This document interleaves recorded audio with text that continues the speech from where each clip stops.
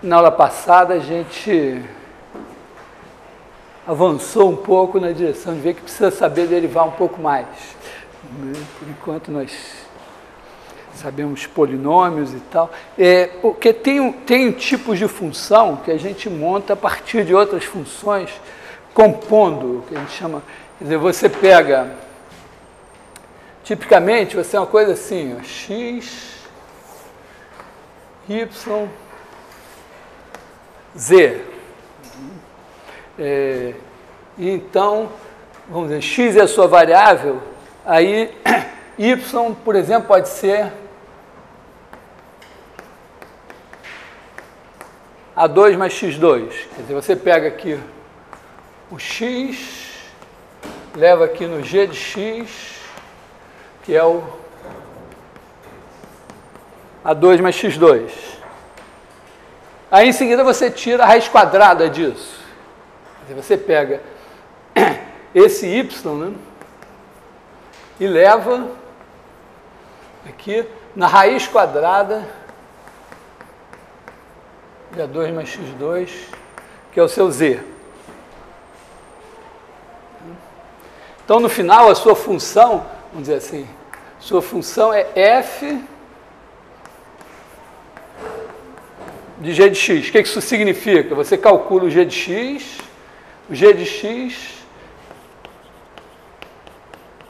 pega o x e leva em A2 mais x2. O f pega o cara que tiver aqui e tira a raiz quadrada. Então, isso aqui, raiz quadrada de A2 mais x2. Tá legal? Isso pode, depois eu posso querer pegar a exponencial disso, o seno disso, lá o que for, e posso montar assim uma cadeia enorme de funções.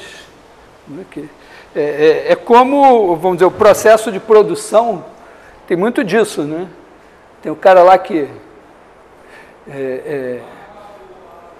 vamos dizer, produz o adubo. Aí o cara que planta alface, pega o adubo, bota lá, entrega alface. Aí o cara que vende alface, pega alface, lava e tal, bota num plástico e vende alface. Aí o cara que compra alface, faz lá uma salada de alface e finalmente alguém come aquela salada de alface. Bom, não vou dizer como continua, mas... Então, vamos dizer, no processo de produção você tem muito isso, matéria-prima, primeira transformação, segunda transformação e tal. E na matemática a gente tem isso aqui, né? Quer dizer, você tem uma função, pega uma variável, cospe um resultado aqui, aí você pega esse resultado e aplica outra função, cospe alguma coisa, depois continua. Em termos de derivada, eu posso querer derivar essa função aqui. Quer dizer, significa o quê? Eu vou olhar para o ΔZ sobre ΔX e vou perguntar para onde isso tende quando o ΔX tende a zero.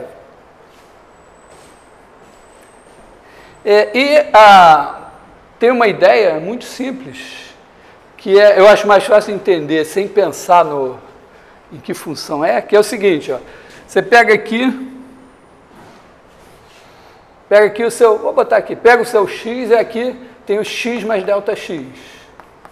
Portanto, você tem aqui o seu ΔX. Isso daqui vai produzir um ΔY, pode ser negativo, por exemplo, aqui, né? Quer dizer, isso aqui vai ser o y mais ΔY. O seu ΔY está aqui. E a partir desse negócio aqui, vai vir aqui um Z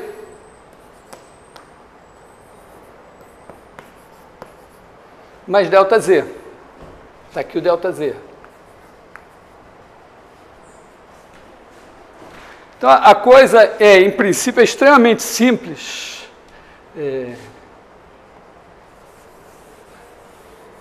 Omitindo certos detalhes que depois a gente pensa, que é o seguinte, ó, você pode olhar para ΔZ sobre ΔX, quer dizer, a gente quer saber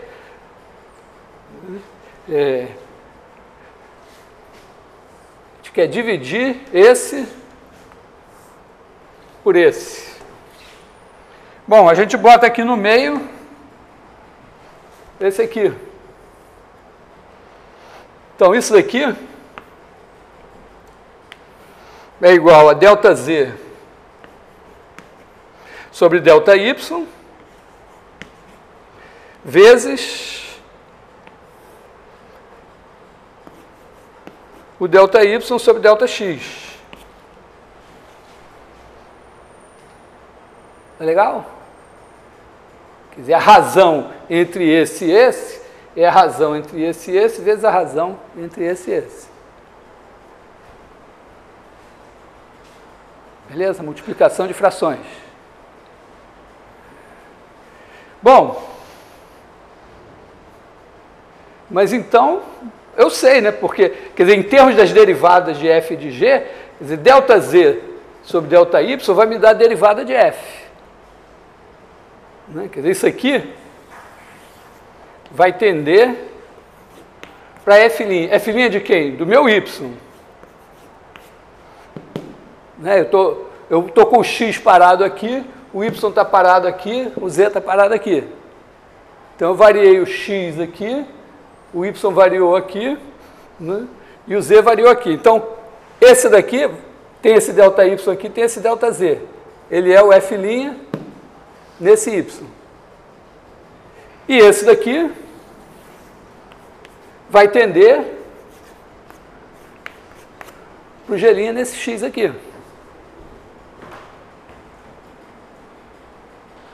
Claro? Essa é a chamada regra da cadeia.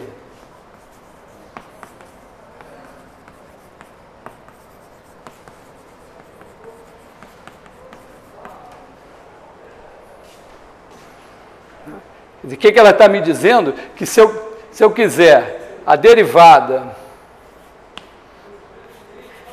de f de g, quer dizer, de f de g de x, quiser derivar isso aqui vai ser f' de g de x vezes g' de x, porque o meu y é o g de x.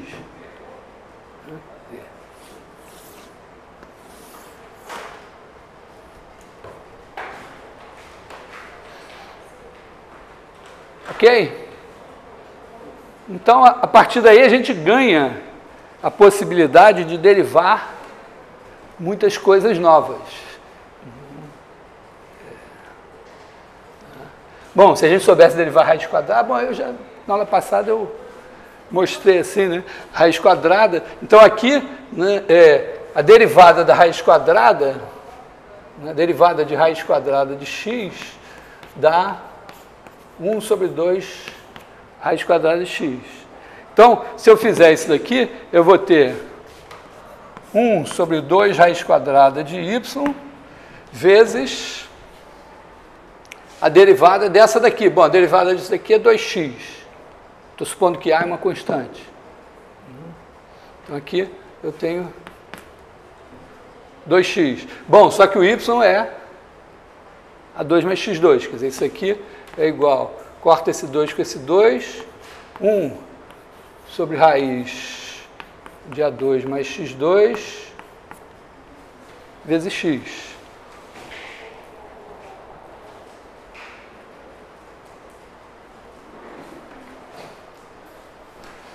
Legal. Quando eu faço o f' aqui, ele está sendo calculado nesse ponto. É como se assim, você dissesse, x é 15. X é 15, então esse negócio daqui é A2 mais 225. Né? Então eu estou calculando a derivada de f, não no 15 de lá, mas no A2 mais 225 aqui.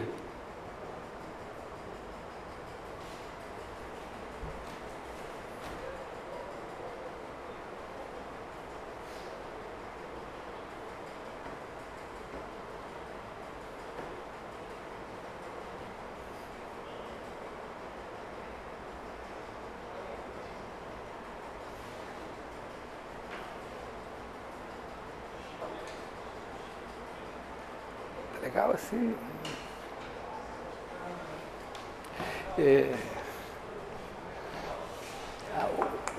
Vamos dizer assim, com muita coisa no quadro.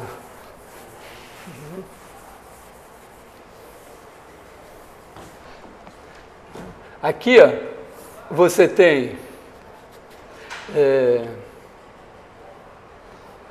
x mais delta x, y, que é o g de x, tá aqui, y mais delta y, que é o g de x mais delta x. E aqui você tem o z, do lado de cá, né? Manter uma coerência.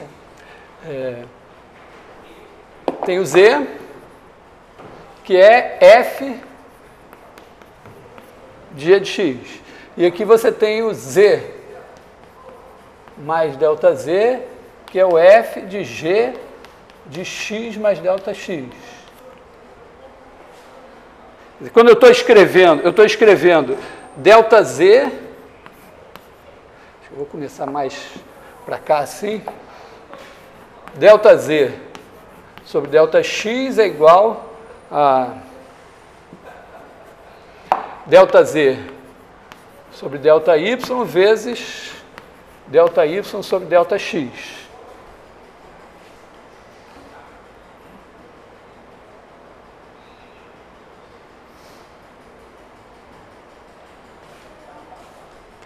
Eu posso, vamos dizer, retomar isso aqui e escrever, ó, isso aqui é f de x, f de g de x mais delta x, menos f de g de x, sobre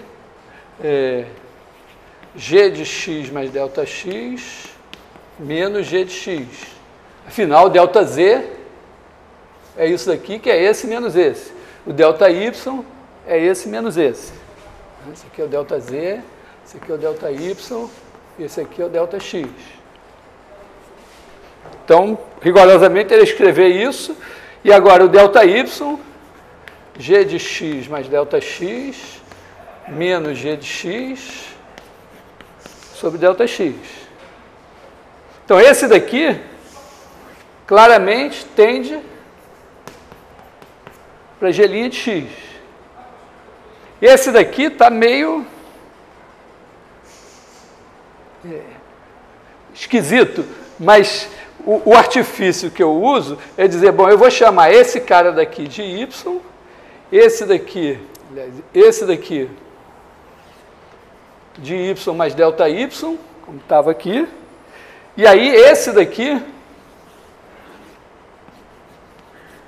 vira delta y. Mas tá claro para mim aqui que o y é o g de x.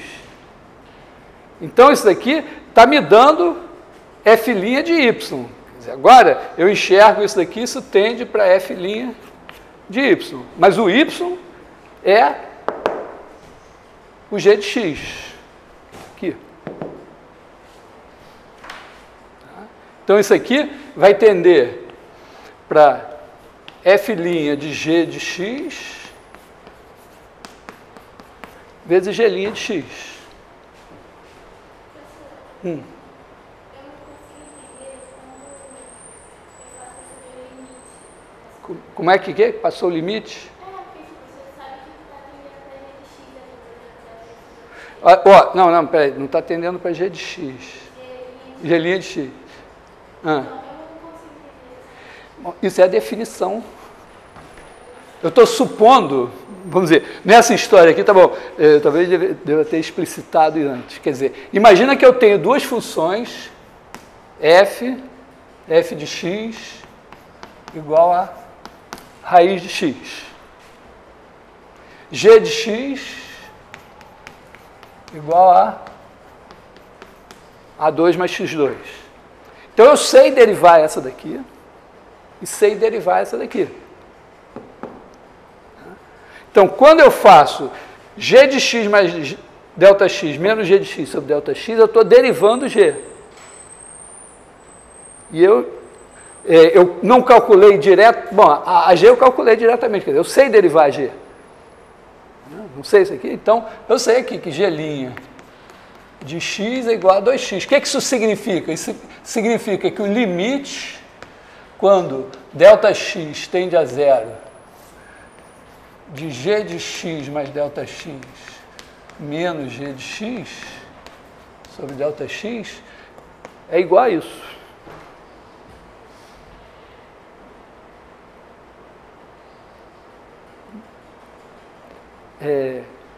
Vamos dizer, foi a ideia, nós estamos trabalhando há tempo nessa ideia de que quando uma função varia de maneira simplesinha, quer dizer, o delta, vamos dizer, se y é igual a 3x, então se o x variar de 1, o y varia de 3. E se variar de Δx, o y varia de 3 Δx, tudo bem. Né, se eu estiver andando a velocidade constante de 60 km por hora, se eu andar 1 minuto, eu vou andar 1 km. Beleza. Mas as coisas não são tão simples assim. Quer dizer, as grandezas, mesmo dependendo, variando em função de alguma outra, você estabelecendo uma relação que diz, bom, eu tenho a minha posição em função do tempo, mas a minha experiência diz que eu não ando a velocidade constante a minha vida toda. Então eu procuro, primeiro assim, um conceito de velocidade média. Quer dizer, eu pego um intervalo de tempo e digo, bom, nesse intervalo de tempo eu andei tal distância, portanto, eu divido essa distância por esse intervalo de tempo, eu tenho a minha velocidade média ali. Mas mesmo a velocidade média, eu vejo que ela também muda, porque se eu pegar, a partir do mesmo ponto inicial, eu pegar outro intervalo de tempo, essa velocidade média também não é constante. Então, aí eu procuro um conceito de velocidade instantânea, que seria o que está acontecendo naquele momento, que seria pegar a velocidade média, diminuir o intervalo de tempo, fazer ele tender a zero, e aí o espaço também normalmente tende a zero, né? A menos você tem um salto descontínuo, então você vai tentar passar o limite. Quando você vai tentar passar o limite, você tem uma coisa que tende a zero dividida por outra que tende a zero, você olha e fudeu. Mas, vamos dizer, se você examina, se você pega exemplos de funções razoáveis, você vê que não, em alguns casos você consegue. Por exemplo, quando você tem aqui, né, se você fizer x mais Δx ao quadrado mais A2, que é a função em x mais Δx, menos a função x2 mais A2 e dividir por Δx, você tem esse A2 corta com esse A2, aqui você vai ter x2 mais 2x Δx mais Δx ao quadrado, aí esse x2 corta com esse x2, aí você tem Δx aqui, Δx ao quadrado aqui, esse Δx e um Δx aqui cortam com esse, e você fica com 2x mais Δx. Então aqui esse quociente, embora isso vá tender a zero e esse vá tender a zero, ele é sempre igual a isso. E quando Δx tende a zero, isso tende para 2x. Então, você pode dizer que realmente, aqui, se a função, vamos dizer, se x fosse o tempo e o espaço, a posição fosse dada por A2 mais x2, a velocidade média no instante x qualquer seria dada por 2x. Velocidade instantânea, desculpa. O limite da velocidade média seria 2x. Isso é a derivada. Você faz física? Você não pode viver sem isso. Tá? Simplesmente não vai dar para você fazer física sem lidar com essa ideia. Né? Porque isso vai... Isso que você falou, eu sei. Eu acho que na hora de fazer. Fazer o quê? Por exemplo, é que você está aprendendo para delta y, para aquele Sim. G é isso. Porque isso aqui é uma ideia geral, né? Quer dizer, toda vez que eu pegar uma função G, se eu quiser calcular a derivada dela, corresponde à mesma ideia da velocidade instantânea. Tá? Então isso aqui é geral. Isso aqui é geral. No nosso caso particular, depois que eu calculo o resultado, eu substituo. Tá? Bom, então nós vamos poder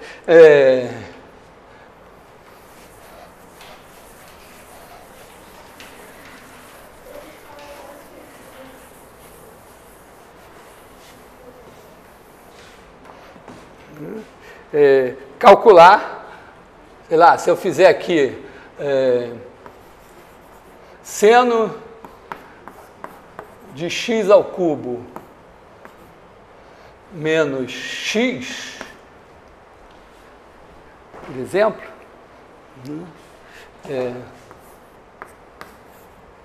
se eu quiser derivar isso aqui, bom, essa aqui eu sei, a derivada dá 1. Essa daqui tem que dar uma olhada. Então, posso escrever assim, é a derivada de seno x ao cubo, vou botar aqui seno x ao cubo, derivada, né, menos 1. Tá? Porque a derivada da soma é a soma das derivadas. Então, aqui da diferença também. Agora, eu olho para isso aqui e digo, bom, mas isso aqui é alguma coisa elevado ao cubo. Né? Como se fosse assim... É legal você, às vezes, escrever assim, ó, f de u linha é igual a f' de u linha. Também é uma maneira simples de pensar. Então, é como se esse daqui fosse o meu u ao cubo. Então, isso daqui vai ser 3 vezes seno x ao quadrado.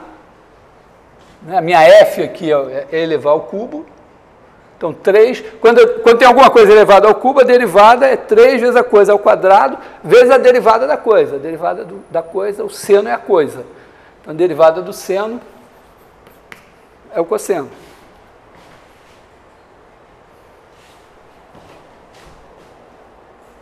Tá legal? Essa é a regra, vamos dizer, mais importante, de certa forma, né? Porque ela aumenta de uma maneira muito grande as nossas capacidades de derivar. E ela é extremamente simples, programável, quer dizer, não é difícil, se você trabalhar com um catálogo de funções simples, fazer um programa que um computador calcule derivadas.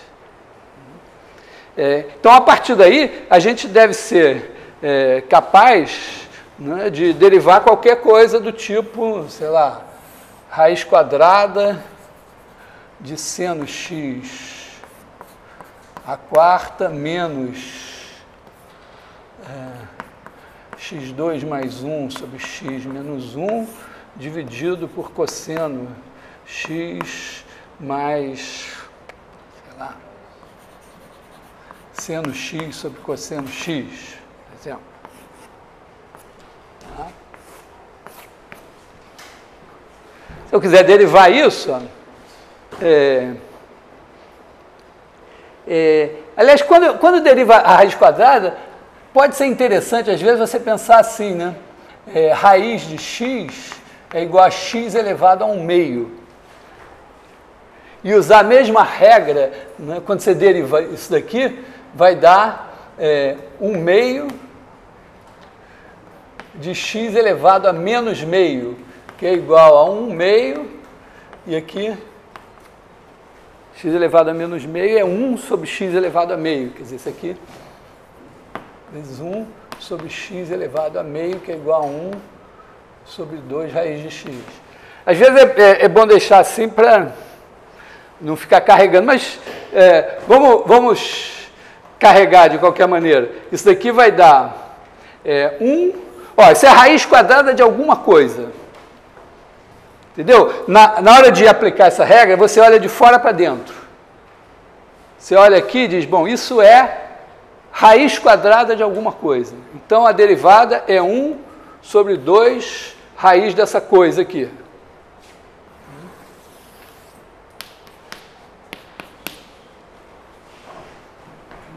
Vezes a derivada da coisa. A derivada da coisa, bom, o que eu olho, o que é a coisa? É um quociente. Então, derivada do quociente, denominador ao quadrado, então, cosseno x mais seno x sobre cosseno x. Agora, eu pego esse cara, aliás, acho que eu vou botar, vou fazer o seguinte, né? Eu vou atribuir agora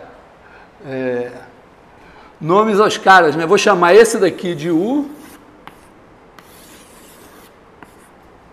esse daqui de V. Então aqui eu vou botar VU' menos UV' sobre V2. Repara que isso é extremamente conveniente num computador, né?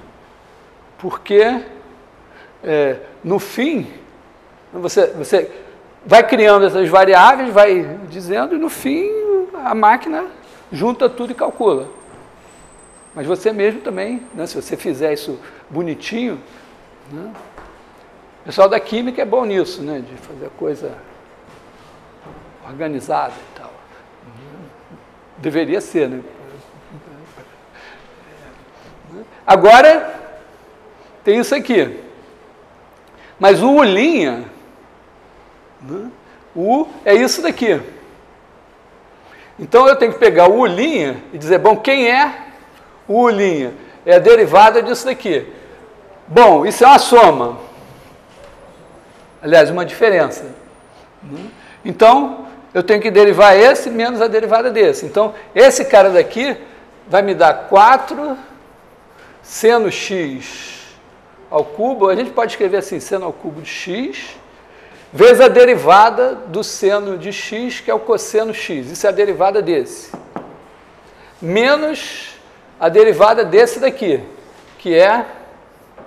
Bom, isso é um quociente.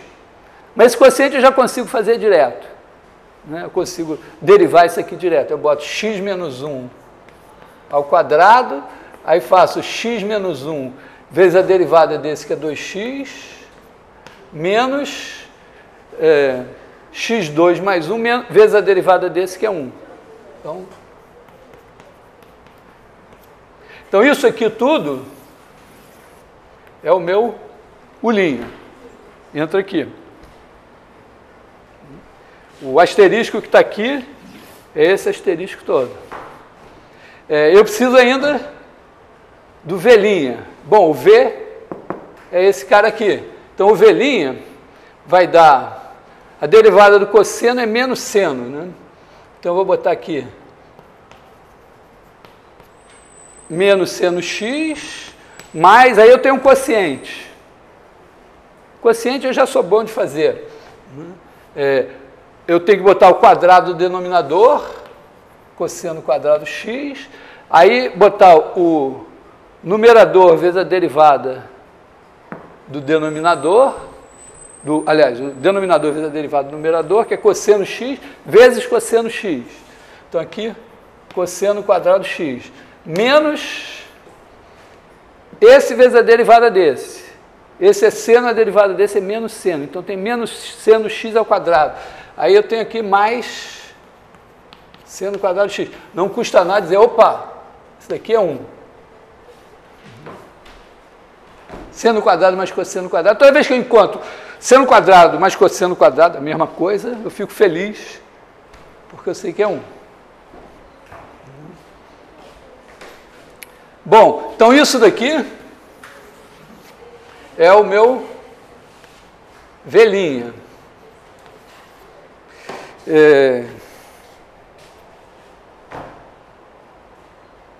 Acabou, né? Porque o V está aqui, o U está aqui, então agora é só substituir.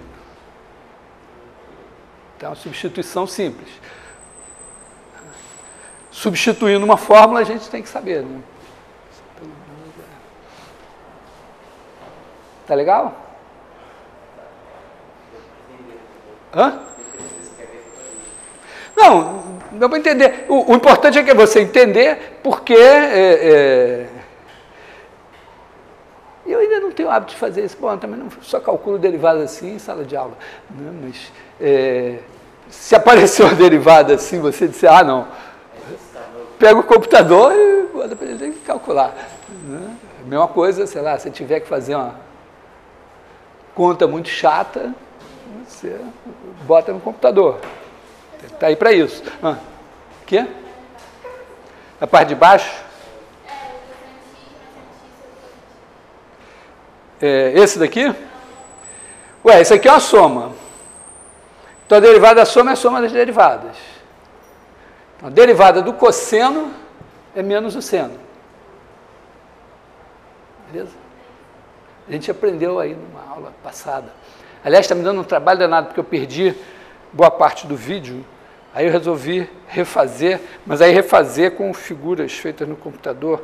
Aí, pô, estou sofrendo lá. Mas a derivada do cosseno está no nosso formulário, é menos o seno.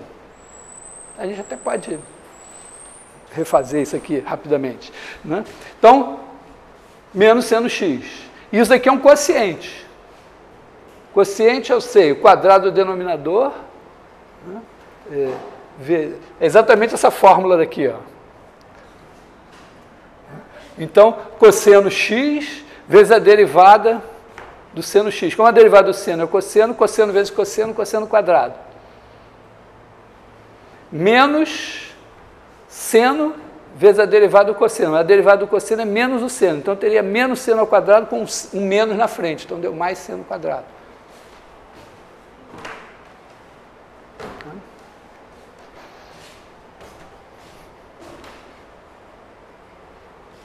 Então, é isso aí.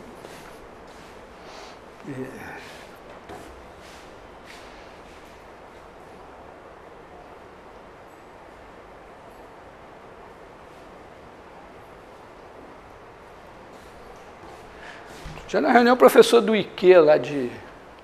Esqueci qual é a matéria que ele dá, alguma coisa quântica, reclamou que ele precisa de cálculo 1, 2, 3, 4, álgebra linear, não sei mais o que e tal, e ninguém sabia nada. Entendeu? Você não precisa ser um exímio derivador, mas tem que ter entendido essas regras e minimamente, né, fazer uma flexãozinha para... Ah, beleza, sei fazer isso e tal.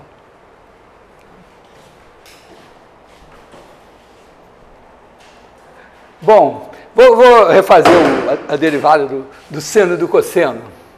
Então, a partir daqui, devemos saber derivar qualquer coisa assim.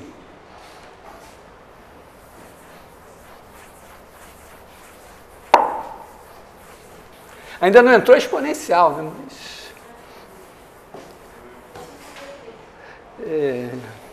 Bom, só lembrando, olha, o nosso limite fundamental é o seguinte, né? O limite, quando x tende a zero, de seno x sobre x é 1. Inclusive, vamos dizer, se a gente acredita tanto nisso, que quando o x é relativamente pequeno, assim, sei lá, de 0,1 para baixo, é comum usar seno x como se fosse x, porque é tão parecido que já, quando você não precisa muita precisão, tá bom. Bom, com esse limite aqui. Então, e a gente tem as duas fórmulas mágicas, que são seno de alfa mais beta igual a seno alfa cosseno beta mais seno beta cosseno alfa e cosseno de alfa mais beta igual a cosseno alfa cosseno beta menos seno alfa seno beta. Na página do curso eu já botei até o filminho que eu faço isso do lado, acho que já botei do lado da aula passada, mas não estou na dúvida. Acho que eu já botei do lado do vídeo da aula passada. Se não botei, vou botar. Tá? Então, com essas coisas aqui, se você fizer seno de x mais delta x menos seno x sobre delta x, você escreve isso como seno x cosseno delta x mais seno delta x cosseno x menos seno x sobre delta x.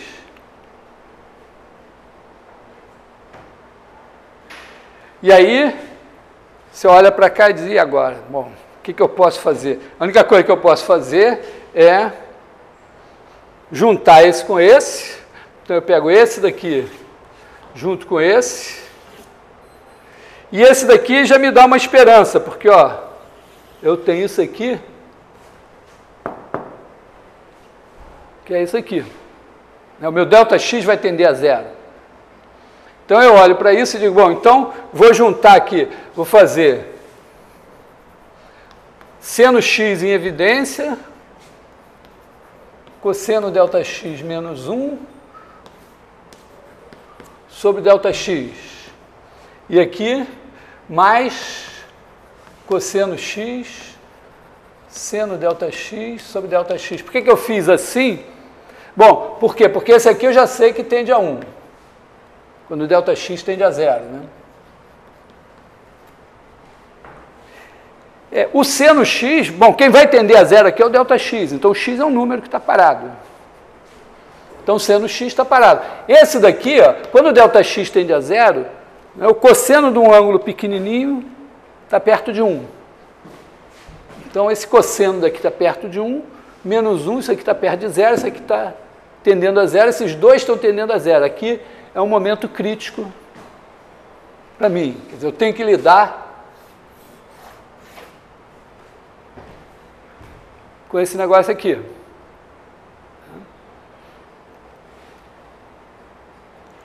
Aí, como todos nós aqui, aos olhos de alguém que faz psicologia ou artes cênicas, somos especialistas em matemática, tá certo? O cara faz psicologia, alguém que faz física, química, matemática, engenharia ou computação, é um cara que sabe matemática. Coisa que ele pode... Então, todos nós olhamos para isso daqui e dizemos, cosseno ΔX menos 1 eu não sei, mas cosseno quadrado ΔX menos 1 eu sei. E eu sei que se eu multiplicar isso aqui por cosseno ΔX mais 1, eu vou ter o quadrado desse menos o quadrado desse. Então, eu vou escrever isso assim, né? Seno x, aí eu vou fazer assim, esse vezes esse, cosseno quadrado ΔX menos 1, e aqui eu vou botar ΔX, cosseno ΔX mais 1. O que eu ganhei nessa história? Bom, aqui não tem problema, esse cara daqui tende a 2. Quando ΔX tende a 0, o cosseno tende a 1, então isso aqui tende a 2. Então aqui não piorou a minha vida no denominador. E no numerador, agora esse cara daqui, se fosse 1 menos cosseno quadrado, era seno quadrado. Como é cosseno quadrado menos 1, isso é menos seno quadrado ΔX. Então essa história daqui virou o quê? Ó? Eu tenho tem um seno quadrado delta-x e um delta-x aqui. Se eu pegar, isso aqui é seno delta-x, vamos escrever assim, posso apagar aqui. O cara do vídeo, se quiser, volta o vídeo, né? Isso aqui, eu boto menos aqui na frente, tenho seno delta-x vezes seno delta-x. Seno ao quadrado, afinal, é isso. E aí eu olho para esse e digo, esse aqui tende a 1. Quando ΔX tende a 0. Então, isso aqui tende a 1, esse cara está parado, esse aqui tende a 2, sobrou esse que tende a 0. Então, eu tenho 1 meio, vezes seno x, tenho seno x sobre 2, vezes 0. Então, isso aqui, esse aqui, está tendendo a 0 sozinho. Deixar ele solto, e ele fez o gol.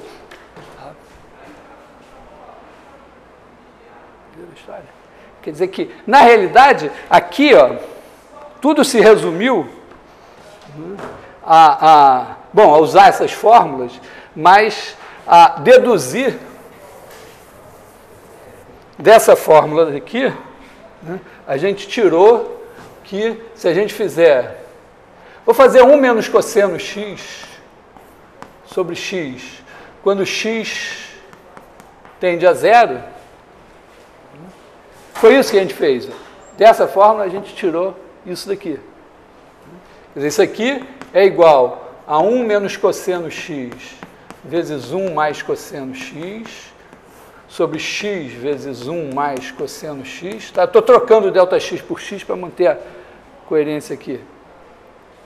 Isso daqui é 1 menos cosseno quadrado sobre x, 1 mais cosseno x, né? E isso é igual a seno quadrado x sobre x, 1 mais cosseno x. Então, isso daqui que apareceu, virou isso aqui, que também pode ser escrito seno x vezes seno x. E aí aqui eu faço aparecer esse cara.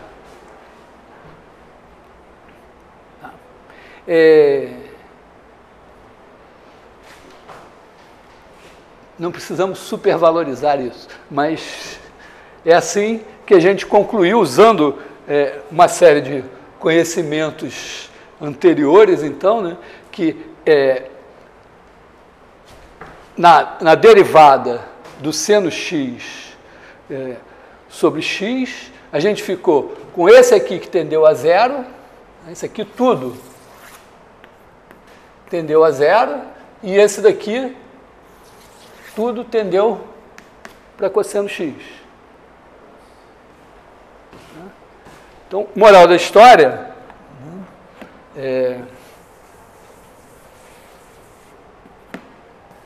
a gente tem que, se f de x é igual a seno x, então, f' de x é igual a cosseno x.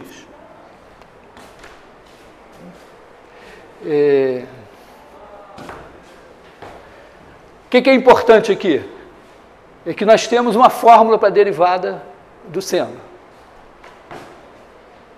E que essa fórmula não me foi dada. Eu moro lá em Santa Teresa, pode ser possível, vocês podem pensar que eu subi um ponto mais alto lá em Santa Teresa, fiquei lá 40 dias e 40 noites em jejum, e Deus me deu essa fórmula, mas não foi. Foi deduzido aqui diante dos olhos de vocês. Então, não é que você vai precisar deduzir essa fórmula na sua vida, mas é uma questão muito importante para a democracia, você saber que as coisas da matemática são demonstradas, elas não são uma coisa que eu chego aqui e digo porque é. Porque se você aceitar que na matemática as coisas são impostas, então imagina no direito, na história, nos contratos. Então, bom.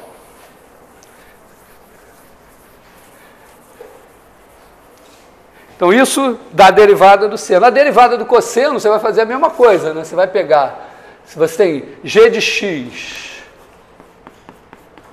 igual a cosseno x, então g' de x é igual a, sei lá, você faz cosseno de x mais delta x menos cosseno x sobre delta x.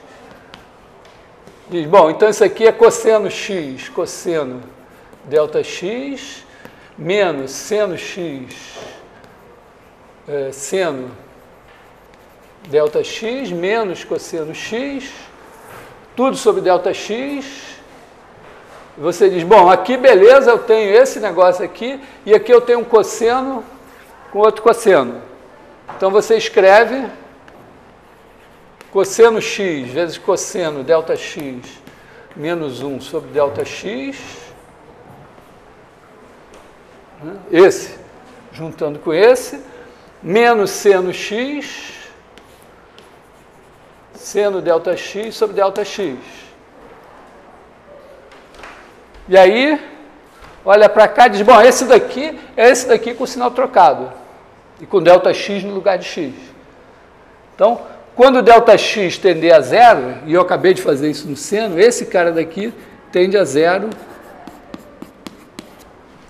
esse aqui tende a 1.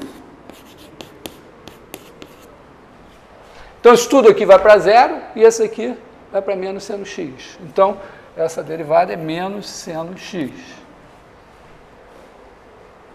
Então, pronto.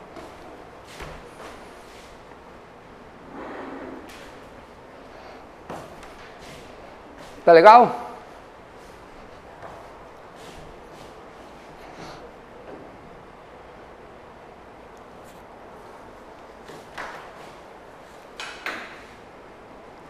Bom, que horas são? 9h10.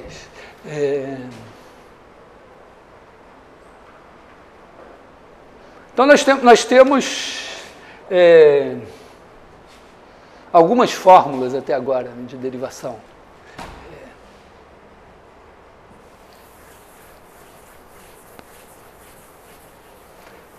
Quer dizer que nós sabemos o quê? Nós sabemos que, se a gente botar assim, F', né?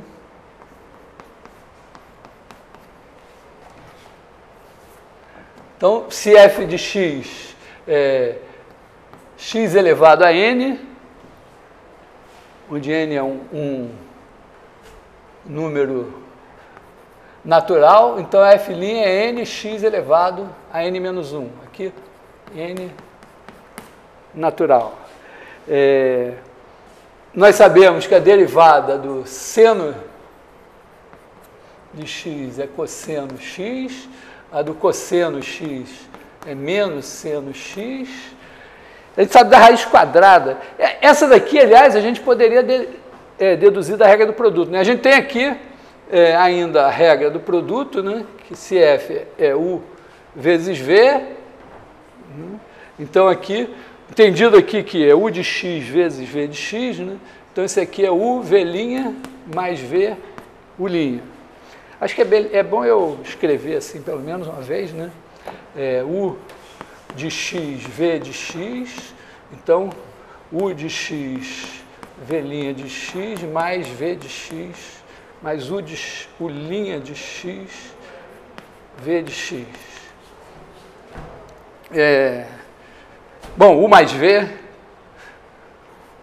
u de x mais ou menos v de x, dá u' de x mais ou menos v' de x. Se eu tiver u de x sobre v de x, então eu tenho v de x ao quadrado, v de x, u' de x, menos u de x, v' de x. Se eu tiver g, vou botar assim, g de u de x, Então eu tenho G' de U de X vezes U' de X. Essa é a regra da cadeia.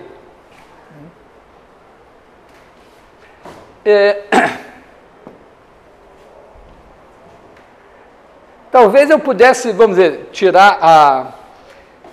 Eu fazia de uma maneira assim, supondo que... Oi?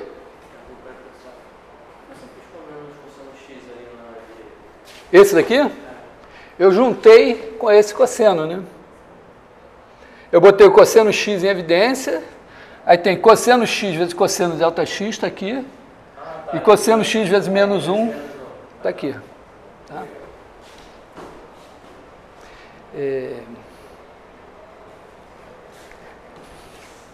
Por uma questão de honestidade, eu devo dizer que eu roubei um pouco na demonstração da regra da cadeia. Tem um bug na minha demonstração. Matemáticos fazem demonstrações como programadores fazem programas. Então, se o seu programa tem um bug, você não se sente tão bem. O matemático, ele faz a demonstração que tem um bug, a demonstração não está feita. Mas, para a compreensão da ideia, o que eu fiz está legal. O bug é que na hora que eu dividi por ΔY, o ΔY podia ser 0. Mas tudo bem. Bom, mas vamos ver, vamos pensar assim.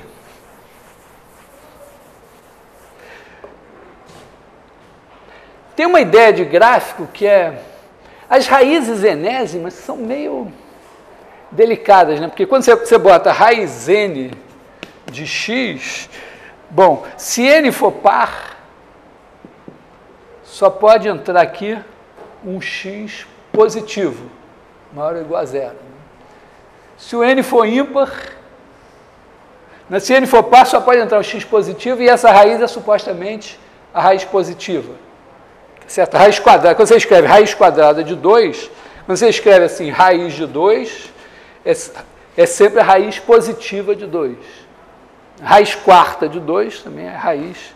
Tá? Quer dizer, quando você faz a raiz quadrada de 4, você escreve 2, porque aqui está convencionado que é a raiz positiva. Tá? Porque menos 2 ao quadrado também é 4. Raiz enésima tem esse problema, né? Quando n é par, só está definido para x positivo. Queria só chamar a atenção numa coisinha assim, né? Quer dizer, quando você faz vamos dizer, pega aqui assim, vamos dizer, raiz enésima de A elevado a M,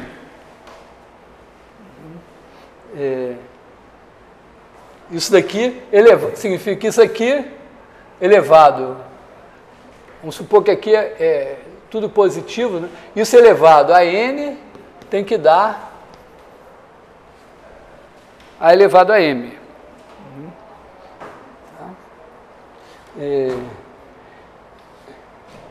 Aliás, a n. Você também pode pensar assim, pensar a raiz enésima de A elevado a m é igual a isso. Por que é igual a isso? Porque se você elevar esse cara a n, o que você vai ter? Isso aqui, ó, você vai ter, esse daqui é raiz n de A vezes raiz n de A, m vezes isso daqui. Quando você eleva a n, você pega esse cara e faz raiz n de A, raiz n de A, m vezes, só que agora, aqui tem n vezes. Legal? Estou voltando no assunto de demonstrar que raiz n de A elevado a m é a mesma coisa que raiz n de A elevado a m. Então, o que eu vou mostrar é que quando eu elevo a n, os dois dão a mesma coisa. Esse daqui não tem dúvida, né? É a própria definição. Se eu pegar a raiz enésima de A elevado a M, é A elevado a M. Agora, esse daqui, o que eu posso fazer para mostrar que é igual a esse? Eu elevo ele a N também. Então, quando eu elevo ele a N, eu digo, bom, ele elevado a N é esse vezes esse vezes esse, N vezes. Agora, esse daqui elevado a M é isso daqui, M vezes. Então, agora é só olhar e dizer, ó, eu posso pegar esse cara daqui, o primeiro, tem N deles. Então, quando eu elevo esse cara, faço esse vezes esse vezes esse, tem N, então eu tenho A. Né? Porque isso aqui é raiz N de A elevado a N. Agora eu pego o segundo até o segundo aqui. Então eu tenho de novo raiz N de A elevado a N. E eu tenho M caras aqui. Então eu tenho raiz N de A elevado a N e multipliquei M vezes. Cada um desses é A. Então isso aqui é A elevado a M. Tá? Então a gente... por conta disso, né, a gente escreve todos dois, né, raiz N de A elevado a M é igual a A elevado a 1 sobre N elevado a M, que é igual a A elevado a M sobre N. Que é a mesma coisa, isso aqui é igual a A elevado a M elevado a 1 sobre N, que é igual a A elevado a M sobre N. Bom, eu quero aprender a derivar essas coisas. Tudo bem? Estamos em paz aqui com essa coisa?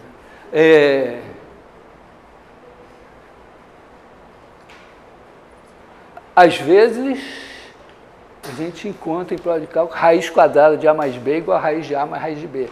Porque às vezes, se você está distraído, você escreve isso mesmo, mas um colega já me advertiu que nem sempre o cara que escreve isso está distraído. Às vezes ele não sabe mesmo e escreve raiz de A mais B igual a raiz de A mais raiz de B. Bom, eu quero derivar a raiz enésima.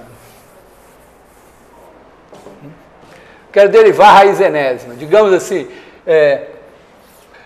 eu não sei também se vocês têm isso claro, né? Você tem x, assim, ó, aqui você tem 1. Se você pegar x ao quadrado, está aqui, menos 1, x ao quadrado, quando x está entre 0 e 1, x ao quadrado é menor que x. Então, você tem uma coisa que faz assim. E aqui faz assim. X ao quadrado. Quando você pega x ao cubo entre 0 e 1 é menor ainda do que x ao quadrado. Então, x ao cubo, quando você está entre 0 e 1, ele vai... Aqui ele é menor que x ao quadrado, e aqui ele é maior. Bom, aqui ele embica... Aqui ele bate em menos 1. Tá? Esse é o x ao cubo. Se você pegar x à quarta, aí entre 0 e 1, ele é menor ainda que o x ao cubo. Então ele vai ter que fazer alguma coisa mais assim. E aqui.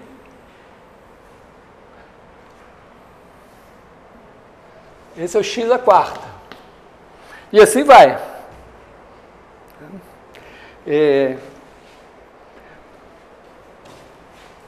Vamos olhar só no caso do lado de cá, assim, do positivo. A função, o gráfico da função inversa, porque a raiz, quer dizer, quando você escreve, vou agora pegar um deles qualquer, assim, pegar só do lado positivo. Então você tem aqui 1. E aí aqui você tem x elevado a n. Então isso aqui é y igual a x elevado a n.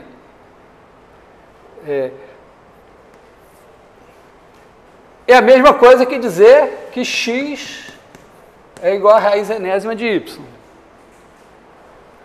Quer dizer, esse aqui, que você está vendo assim, é o gráfico y igual a x elevado a n. Se você virar esse gráfico, olhar, né, virar ele assim, você vai ver assim, né? Aí o seu y vai estar aqui, o x vai estar aqui, e aí você vai ter x igual a raiz n de y. Só que o 1, né, eu virei assim, 1 ficou aqui e o 1 aqui. Você tem que botar um espelho para poder ver o gráfico certinho, x igual a raiz n de y. De qualquer maneira, a coisa relevante aqui é o seguinte: se você pegar delta x aqui, e aqui pegar o correspondente delta y, quando você quiser olhar para raiz enésima, você faz delta y sobre delta x. Quando você olhar, aliás, quando você pegar o x elevado a n, você vai fazer delta y sobre delta x. Quando você olhar para a raiz enésima, você vai fazer o delta x sobre delta y. O que significa que, bom, se esse negócio tender para A, esse daqui vai tender para 1 sobre A. Desde que o A não seja zero. Justamente nesse ponto aqui, que a derivada é zero, não tem derivada. Isso significa que, em princípio, vamos dizer, a derivada dessas... Se a derivada de x elevado a n existe, a derivada da raiz enésima vai existir. Eu podia fazer essa conta aqui, mas talvez eu pudesse usar a regra da cadeia. Isso aqui foi só para dar a figura. Vamos fazer uma conta de uma maneira agora um pouco mais mágica. Vamos pensar assim. Tá, já entendi. Raiz enésima tem derivada. Qual é a derivada da raiz enésima? Bom, já que tem a derivada, né, imagina assim, que y igual a raiz enésima de x. Então, eu sei que a raiz enésima de x elevado a n é igual a x.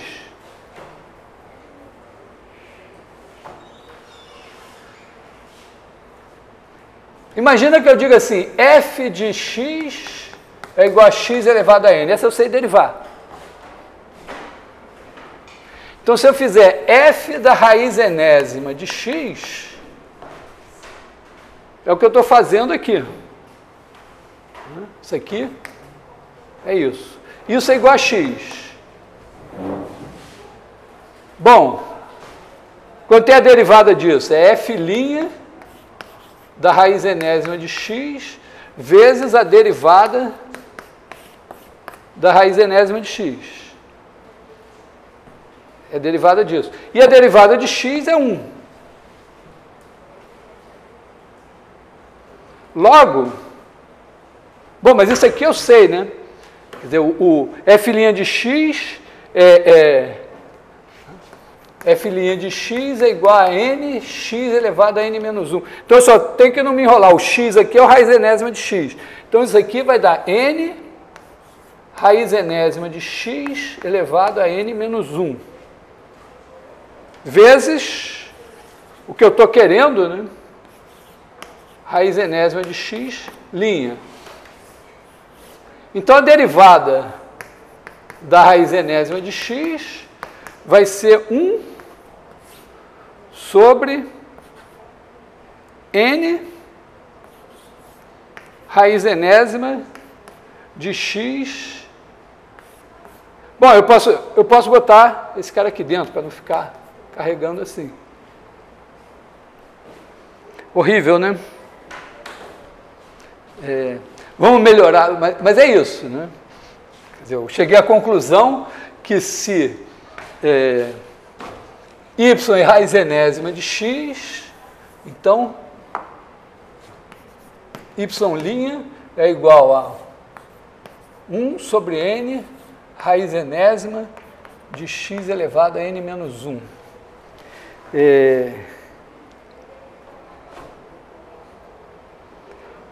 Eu posso escrever isso assim, né?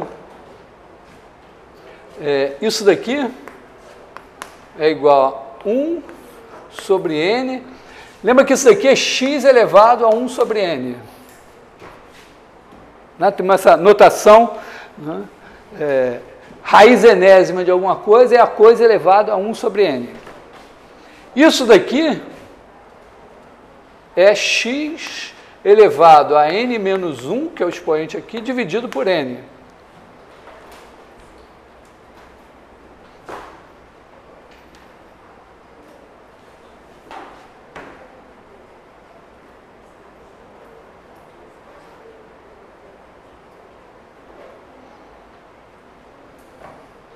Caramba, hein? Eu posso escrever isso assim, ó. É 1 sobre n. Isso aqui, eu posso fazer assim, ó, x elevado a menos isso. Tá? 1 sobre x elevado a isso é x elevado a menos isso. Então, menos n menos 1 sobre n.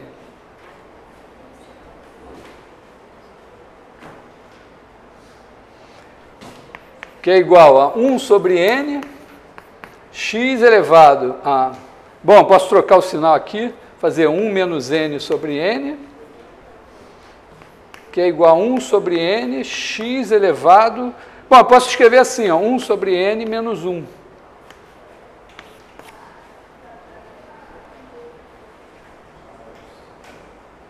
Que é a mesma fórmula. Eu estou dizendo, ó, que eu cheguei à seguinte conclusão, que se eu tiver a função x elevado a 1 sobre n, a derivada dela é 1 sobre n, x elevado a 1 sobre n menos 1. Que é a mesma fórmula que está aqui.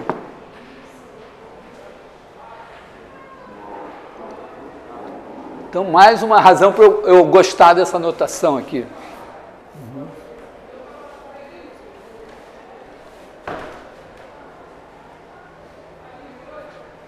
Então, eu deduzi isso aqui.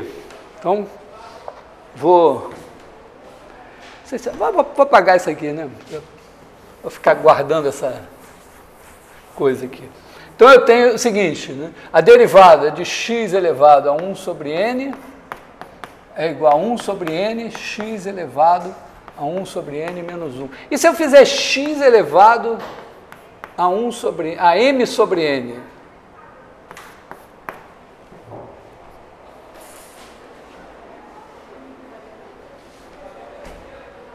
Bom, isso aqui é x elevado a 1 sobre n, vou botar assim, elevado a m, linha. Então, ó, regra da cadeia. Alguma coisa elevado a m. Estou derivando isso aqui elevado a m. Então, isso daqui é igual a m... esse cara daqui, x elevado a 1 sobre n, elevado a m menos 1, vezes x elevado a 1 sobre n, linha. Que é igual a m, isso aqui é x elevado a m menos 1 sobre n, e esse aqui, acabei de ver, é 1 sobre n, x elevado a 1 sobre n menos 1. Bom, deixa eu juntar essas coisas. Isso daqui é igual a m sobre n. Isso daqui, vou recuperar, né? Isso aqui é 1 menos n sobre n. Então, aqui eu tenho m menos 1 sobre n mais 1 menos n sobre n. Tá? Quando eu multiplico, eu somo os expoentes.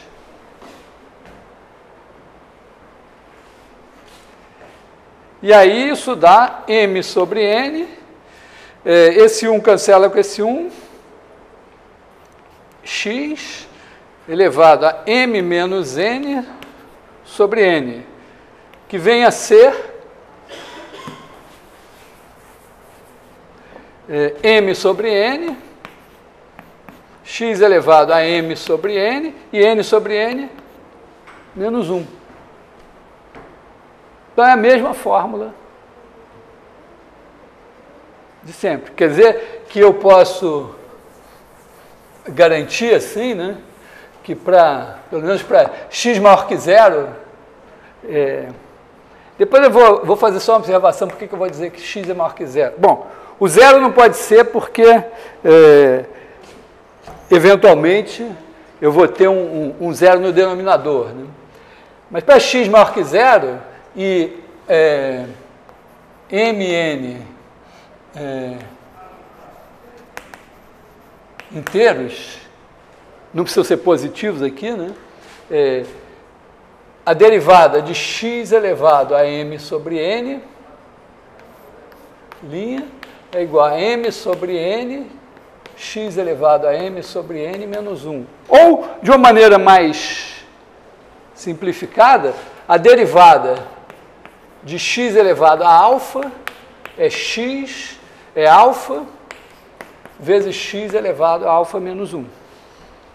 Valendo agora para alfa igual a 2/3, 3/5, 999 milionésimos. Está valendo isso.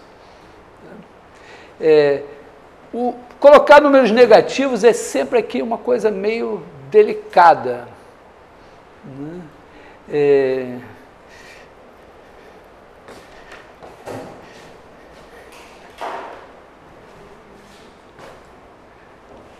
Porque, olha só, se você escrever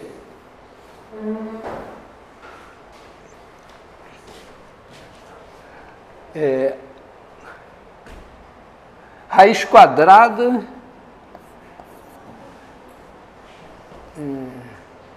de 16 é 4, né? Mas se eu escrever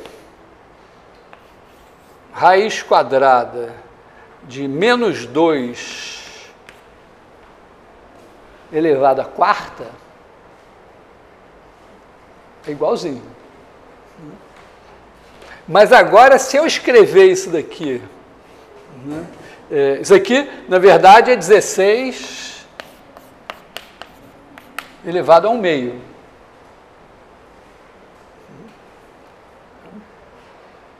Então, 16 elevado a 1/2 é menos 2 elevado à quarta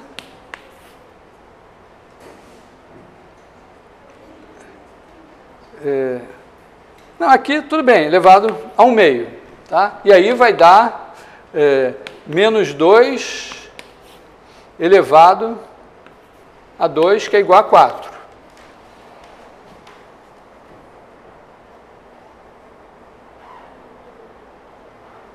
E se eu fizesse agora, se eu fizesse o contrário, se eu fizesse assim, se eu tivesse a raiz quarta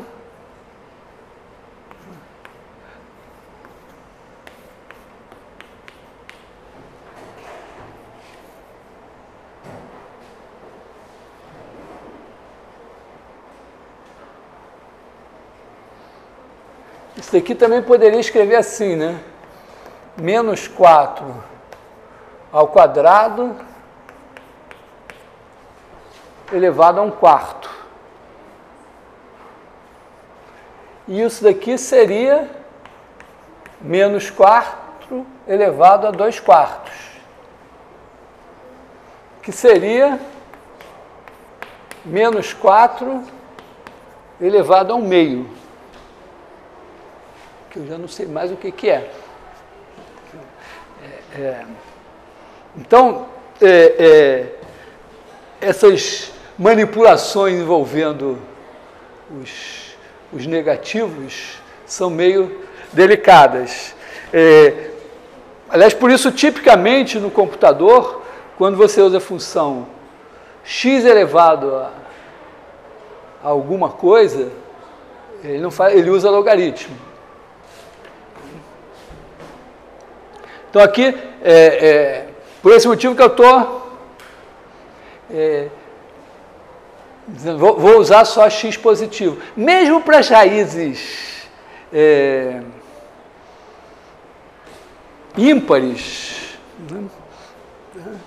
Porque, e as raízes pares, você pode aproximar o expoente, porque às vezes você aproxima o expoente por uma fração que leva a essas coisas assim.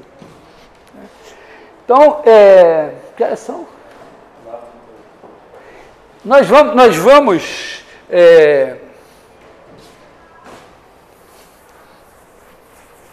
ainda, vamos dizer, introduzir uma função, quer dizer, um par de funções importantes aqui na nossa história, que são a exponencial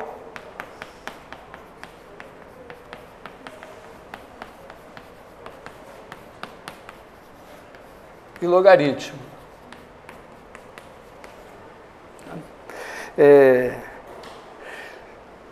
Lembrando que os logaritmos foram inventados para ajudar a fazer contas. Basicamente para transformar a multiplicação em soma. Quer dizer, o logaritmo serve para isso, né? O logaritmo de AB igual a logaritmo de A mais logaritmo de B.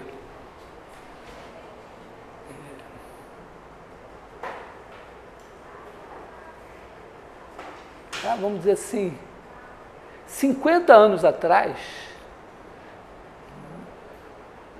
se vocês estivessem aqui estudando 50 anos atrás, todos vocês teriam, cada um, uma régua de cálculo. E uma régua de cálculo era um instrumento assim que você tinha uma régua encaixada em outra, para você deslocar uma coisa e para você basicamente fazer mecanicamente, numa escala logarítmica, você fazer a soma dos logaritmos e ela aparecer como produto.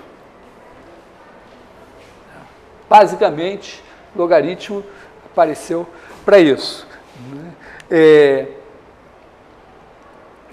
A ideia de que você tem, vamos dizer, que o logaritmo tem uma base, porque a gente, quando aprende no colégio, você aprende assim, né? O logaritmo de 100 na base 10 é igual a 2. Por quê? Porque 10 ao quadrado é igual a 100. Isso, historicamente, vem depois, assim, mas nós vamos, então, fazer uma viagem, justamente introduzindo a função logarítmica. Eu já introduzi, né, a gente introduzir assim, tem uma função que faz isso magnificamente, que é você pegar aqui a curva y igual a 1 sobre x e pegar aqui o 1 e vir até aqui o ponto, pensar assim, o ponto A, e dizer, essa área daqui é o logaritmo de A. Tá legal? E nós temos uma grande vantagem, que nós sabemos calcular a derivada dessa função de graça, né, porque a gente pega aqui, ó, A mais H, né, e faz o logaritmo de A mais H menos o logaritmo de A. Logaritmo de A mais H é essa área, logaritmo de A é essa. Então você tem essa áreazinha aqui, você divide por H. E claro, quando o H vai ficando pequenininho, esse negócio aqui vai ficando assim, e a razão entre essa área e essa base aqui vira uma espécie de uma altura média aqui, que tende para esse número aqui, que é 1 sobre A. Isso tende para 1 sobre A quando H tende a 0.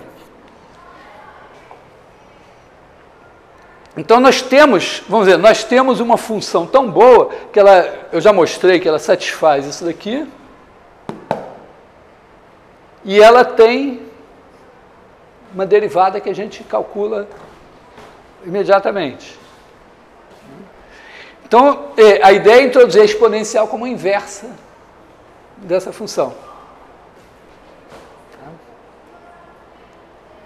Então, nós vamos dizer, introduzir assim, né, tudo bem? Posso considerar que isso está tranquilo? Eu posso eu pego a função y igual a 1 sobre x, fixo aqui 1, 1, digo, ó, quando eu pegar o a aqui, essa área é logaritmo de a. Tá? Então, eu tenho, vamos dizer, logaritmo. Tá? Então, está definido o logaritmo de a aqui. Para cá, eu vou usar a mesma área, só que contando negativamente. Tá? Então, aqui, B, né, essa área é menos o logaritmo de B. Até agora, o que a gente ganha com essa história? Que o logaritmo vai ser uma função definida de 0 a infinito em R. Que vai levar x em logaritmo de x e que a derivada é isso aqui.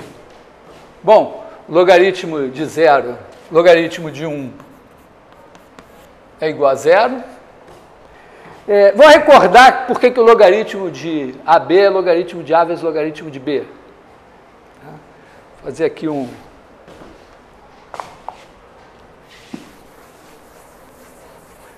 dar uma revisada básica nessa coisa aqui.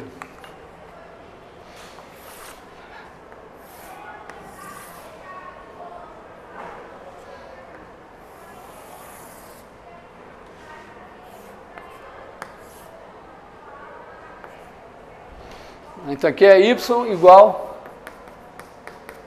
a 1 sobre x. Vou pegar aqui um A.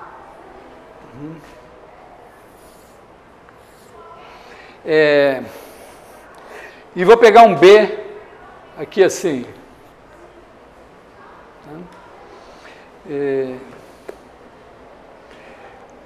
Então, ó, isso aqui é o logaritmo de A. Essa área aqui. Se eu pegar esses caras daqui e multiplicar, pegar aqui o 1, trago aqui para o B. E o A, eu trago aqui para o B vezes A. Multipliquei todos os caras daqui por B. O que acontece com essa área? Repara, essa área daqui eu divido em pedaços. E agora eu pego cada um desses pedaços e coloco aqui. Tá? Faz de conta que eles são bem pequenininhos. Então, se eu pegar um pedaço qualquer aqui, aqui eu tenho um certo tamanho H. Como esses números todos foram multiplicados por B, no correspondente aqui, esse pedaço aqui, virou B vezes H. Certo? Imagina que o B fosse 4. Então, esse cara aqui vamos dizer, aqui é um número alfa, que é alfa mais H. Vou multiplicar por B mesmo. Aqui esse aqui virou B alfa, e esse aqui virou B alfa mais H, que é igual a B alfa mais BH. Então, a diferença entre eles é BH. Aqui tinha uma diferença H, BH. Se eu pegar aqui uma altura qualquer, por exemplo, se eu pegar essa altura aqui é 1 sobre alfa. Essa altura daqui vai ser 1 sobre B alfa. Então, se por exemplo, se eu aproximar essa área daqui pegando essa altura vezes essa base, eu tenho 1 sobre alfa vezes H, aqui, para esse retangulinho. E aqui, ó, o retangulinho correspondente, eu tenho 1 sobre B alfa vezes BH, que é igual. Basicamente, o que está acontecendo é que quando eu multiplico, quando eu estico aqui de B, automaticamente todas as alturas são comprimidas de B. Se eu multiplico todos esses números aqui por B e tenho isso aqui, eu estiquei tudo em B, multiplicando por B. Mas cada uma das alturinhas que tem aqui ficou dividida por B. Então, quando eu faço a área, dá a mesma área. Então, a moral da história é a seguinte, que se eu pego essa área daqui,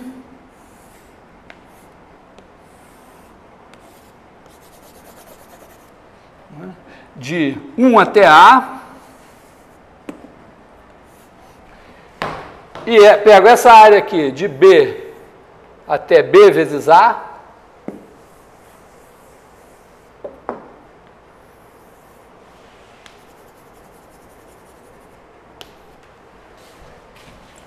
elas são iguais. Quer dizer, essa área daqui, essa área daqui é o logaritmo de A, essa daqui também é o logaritmo de A.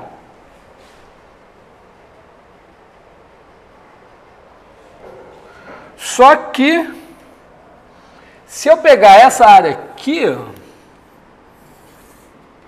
de 1 até B, isso aqui é o logaritmo de B. Então, isso aqui é o logaritmo de B. Então, esta área que vai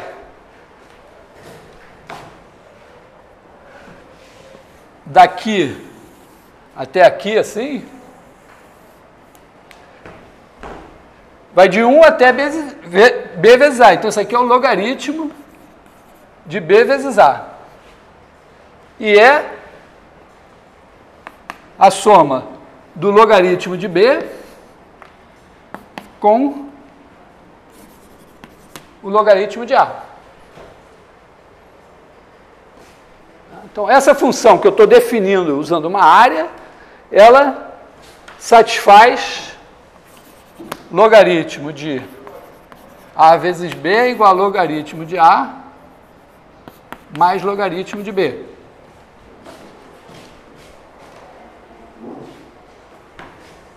O logaritmo de 1 é 0 e a derivada do logaritmo em x é 1 sobre x. Então, vamos dizer, na verdade, a coisa mais fácil aqui é essa, e a segunda mais fácil é essa daqui. Essa aqui é a terceira mais fácil.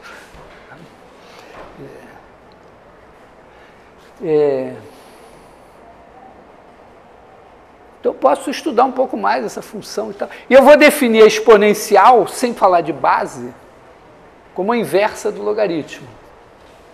Basicamente, eu vou pensar assim, né?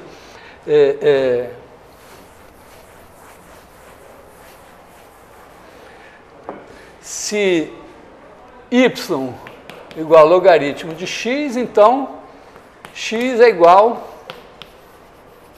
a exponencial de y.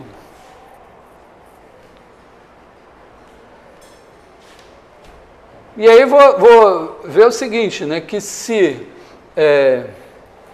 y1 é igual a logaritmo de x1, y2 é igual a logaritmo de x2, então, pelo que eu vi, y1 mais y2 é igual a logaritmo de x1 vezes x2.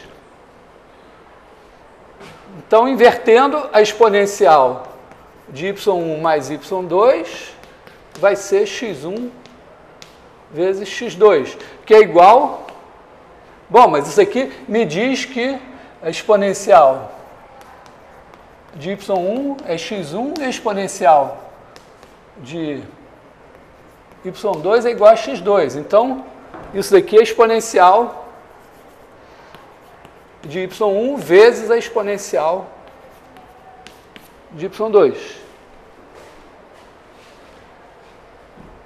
Então, essa função exponencial se comporta exatamente como quando eu digo que quando eu tenho x elevado a m vezes x elevado a n, isso daqui é igual a x elevado a m mais n. A mesma propriedade essa exponencial tem. E aí, trabalhando um pouquinho, né, eu vou dizer assim, vou definir um número e como sendo a exponencial de 1.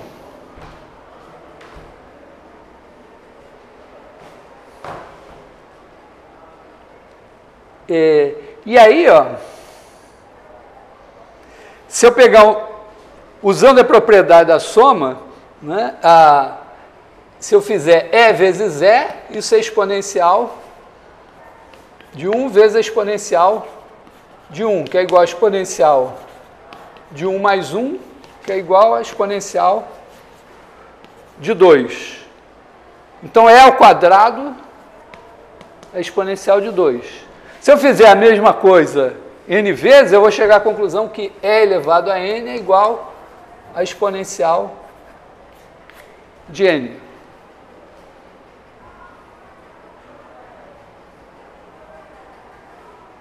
E aí, com um pouco mais de trabalho, eu posso, se eu fizer, vamos dizer assim, se eu fizer exponencial de 1 sobre n, se eu multiplicar ela por ela n vezes, isso tem que dar a exponencial da soma, que é 1. Então, esse número aqui, a exponencial de 1 sobre n elevado a n, é E. Então, a exponencial de 1 sobre n vai ter que ser a raiz enésima de E. E daí eu vou concluir que E elevado a m sobre n vai ser igual a exponencial de m sobre n.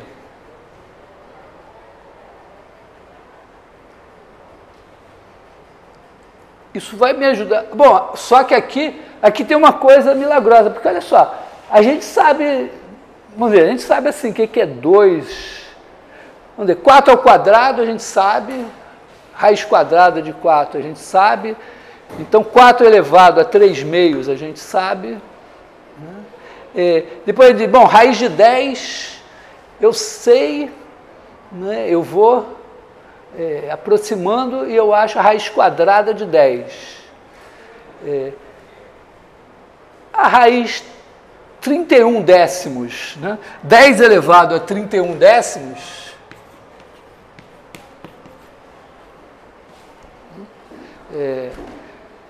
eu, até na mão eu consigo fazer, né? Se eu oferecer um prêmio para quem me calcular até a terceira casa decimal, 31 décimos, vai ser meio chato, mas digamos que você tem só uma máquina de calcular que não faz exponencial, com uma máquina de calcular, assim, né? Se eu quiser até a terceira casa decimal disso aqui, dá para passar um tempinho, se pagarem bem, até eu mesmo me dedico a isso. Mas 31 décimos é 3,1, né? Agora, se eu fizer, né, isso aqui é 10 elevado a 3,1. Imagina que eu queira 10 elevado a 3,14. E depois, que é 10 elevado a π? Aí fudeu, né? 10 elevado a π é difícil. Mas E elevado a π é exponencial de π. É a inversa do logaritmo, dá para pensar. Quer dizer, aqui, ó, essa exponencial Porque, entendeu? A gente, quando começa a exponencial, a gente começa elevando ao quadrado, ao cubo e tal, tirando raiz quadrada, raiz cúbica e tal. Aí, de repente, você está fazendo a exponencial de número racional, um expoente racional. Mas um expoente qualquer real é brabo, né? Aqui a gente vem com uma exponencial que já está definida para todos os reais. Quer dizer, e elevado a x é exponencial de x. E, por acaso, coincide com o e elevado a x para os racionais também. Então, o que a gente vai fazer é inverter. A gente vai usar o logaritmo para definir a exponencial, essa exponencial para definir o que é 2 elevado ao cubo. Quer dizer, o que vai ser 2 elevado ao cubo? Eu não sei o que é 2 elevado ao cubo, mas eu sei o seguinte, que 2 é igual a e elevado a logaritmo de 2. Que, na verdade, entendido isso aqui como exponencial de logaritmo de 2. Elevado ao cubo, então, elevado ao cubo. Então, isso aqui vai ser exponencial de 3 logaritmo de 2. E isso vai ser a minha definição de 2 ao cubo, do que quiser e tal, que por acaso coincide com o 2 ao cubo tradicional. E a gente vai usar essas funções também. Bom, eu vou, vamos dizer, retornar a função exponencial logarítmica na próxima aula para a gente... Na próxima, quer dizer, segunda-feira, né? Sexta temos um teste, para a gente poder ficar um pouco mais seguro com elas. Assim como eu falei da importância de seno e cosseno, exponencial logaritmo, talvez eu precise menos explicar para vocês quão importantes elas são. O mais interessante é que exponencial, seno e cosseno se encontram nos números complexos. São meio que uma coisa só. Bom, parar por aqui hoje.